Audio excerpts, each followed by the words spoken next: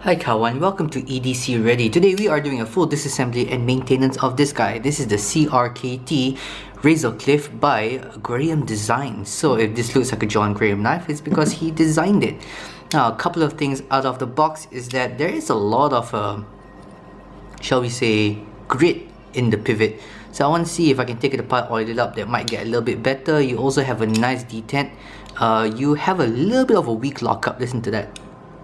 Yeah, it sounds not very nice. It doesn't click in like say a CRKT Squid does, which I have also filmed. Speaking of film, if you want to see my content early, get early access and get access to my giveaways, you can check out the description box down below for my Patreon.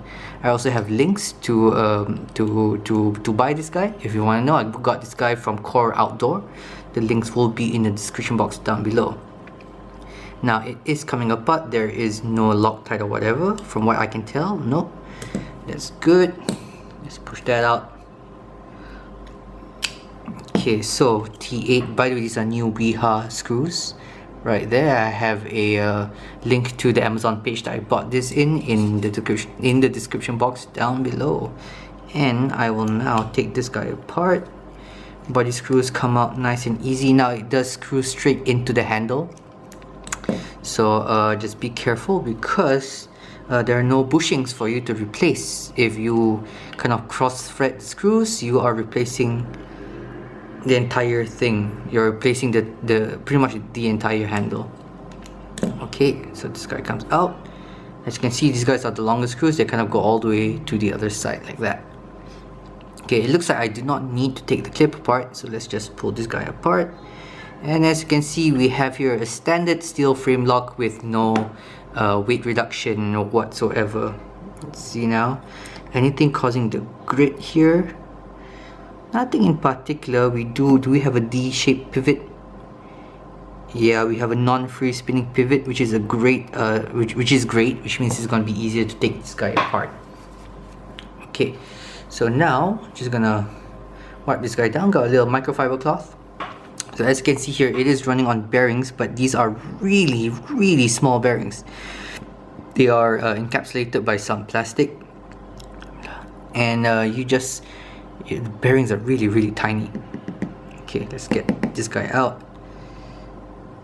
There you go. Let's just get the whole thing apart. This is the first time I'm taking it apart. I did check what the screw sizes were a little bit earlier to make sure I had the right torque sizes. Alright. So far, it's an extremely straightforward knife on the inside. Really, the only thing that makes this knife stick out is number one, the size, if you like sub 2-inch blades. And then number two is this amazing blade shape. I've used this blade shape to open up some boxes, and this little point, because it has too sharp an edge that comes to a point, this little point so helpful for going through things, cutting through boxes, not cutting up boxes. You might want a little bit of a longer blade, but cutting open packaging, my god, that little thing is amazing. Alright, clean that up and see now anything on the lock face here that might help. Do we have any burring on the lock face? No, we do not. Okay, we have a stainless steel detent ball. There's all in all nothing really that makes this knife stand out on in terms of its construction. So yeah, let's just put this guy back together. Let's see now. Okay, that is in position. I'm gonna use some breakthrough lube, which is my lube of choice. Suggested to me by Lo Yiren of the Polish Edge. Put this guy down here, 2 dots. Put that guy down there. 2 dots, over lube it just a tiny bit. Wipe some on the pivot. Alright, now this guy is gonna go on top of that. Kind of hold it in position. Is everything alright? Is everything okay? Yeah, everything seems to be fine. What I'm going to do next is I'm just going to put a little bit of lube on the tip here. Not because this thing needs lube. Is this thing metal or plastic? Can't really tell. This thing could be plastic. Wow, you have a plastic stop pin. Hold on, let me just... Is it the same material as this? Wow, it is the same material. So the stop pin is actually plastic. Now, judging by the size of the knife, it should not be something that should freak you out because you're not going to be hard using it. So a plastic stop pin, although definitely not as strong as metal, might not really affect you on a real day-to-day usage situation. Just don't beat on it. Okay, that's in. Alright, little, there you go, on there. Let's try to put it back together. Oh, forgetting something. Okay, I forgot which way this guy goes in. It should be that way. Right? Should be that way, right? Or is it that way? Nah, it's the other way. Alright, keep that in mind for later. Okay, first to go back in is the pivot screw. I'm just going to put that in. Make sure it's straight. Get out this guy.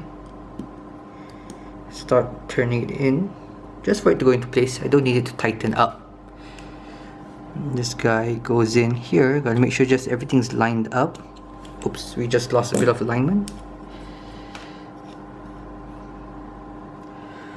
Alright. There we go. Let's hope it catches the other side just like that. Yeah, there we go. Get this guy into alignment.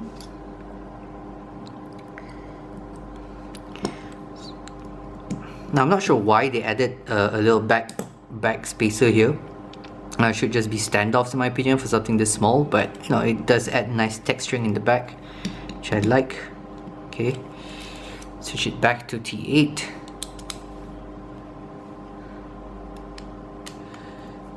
Okay, let's just adjust this guy. Let's reduce a little bit of pivot tension. There we go. As you can see, it's extremely off-centered. Let's get it back to center. By the way, it was pretty centered before I took it apart and out of the box.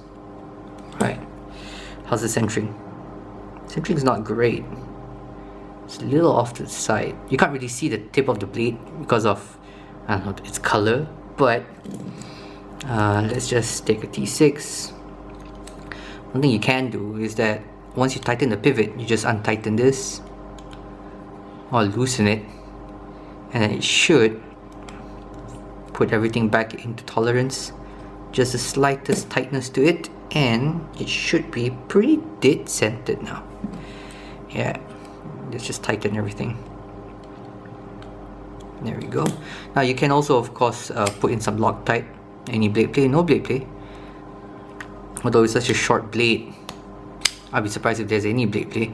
Yeah, there's a little bit. It means that I can go a little bit tighter. Yeah, what I was saying is that you can definitely put in some Loctite. Where is my Loctite? It's somewhere here. I'll show it to you. I'm sure you've seen other videos. But what that does is that it helps the pivot stay in position for a little bit longer. It helps the screw stay tightened for a little bit longer. For disassembly videos, I tend to not put it because I want to see how well the pivot holds its position without the Loctite, and I'll mention it in the review if I add it in Loctite a little bit later on. Alright, so here's the situation. There is no blade play. All the screws are completely tight, and then we have a pretty much centered blade. If you don't know, you can see the tip there. There we go. Yep, pretty much bang on centered. So good job, CRKT. They're not really known for making a lot of centered blades. They're not known for making a lot of good actions or good manual actions. But yeah, so far I'm really impressed with this guy. A couple of first impressions, the pocket clip. I wish this part here, the ramp was just a little bit higher, so it would be a little bit easier to get your pants underneath there, or to get, in my case, my finger underneath there. I wish this was actually a little bit further forward. It's kind of like awkwardly far back a little bit. I wish there's a little bit of jimping back here. But other than that, I wish the lockup was just a little bit more pronounced. It just locks up a little weak in my opinion. It kind of has more of a clunk rather than a lock. It doesn't have that kind of like locking feeling that, let's say, the CRKT assisted squid has. Okay, there we go. Do check this out for my Patreon viewers. You will see this early on Patreon. Thanks so much, and as always, stay ready.